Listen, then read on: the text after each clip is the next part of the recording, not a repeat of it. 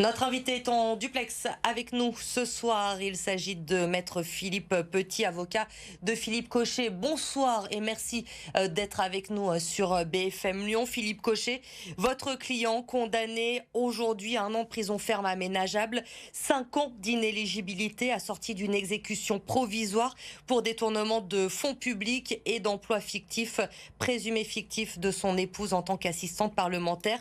Quelle a été la réaction de votre client aujourd'hui, Philippe Petit?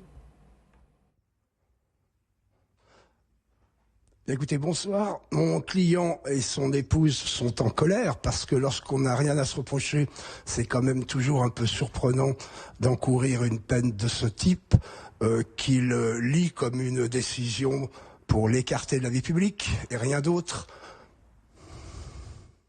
Une décision pour l'écarter de la vie publique, vous le dites, parce que ce qu'il faut souligner ce soir dans cette peine, 3 ans de prison, donc, dont 1 an ferme, mais surtout cette peine d'inéligibilité assortie d'une exécution provisoire. C'est ça qui est important et qui oblige Philippe Cochet aujourd'hui à quitter son mandat de maire de Caluire et Cuire. C'est ce qui a été prononcé notamment dans le procès de Marine Le Pen, aussi demander cette notion d'exécution provisoire. On a le sentiment qu'aujourd'hui, elle devient de plus en plus demandée par les tribunaux.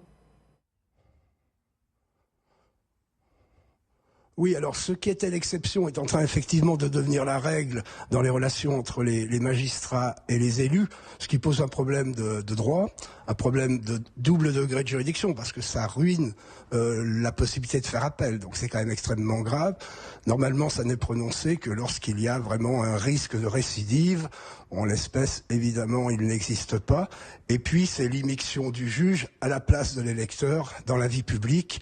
Et donc, c'est très préoccupant sur le plan de la démocratie et du respect aussi des droits de la défense et du droit tout court.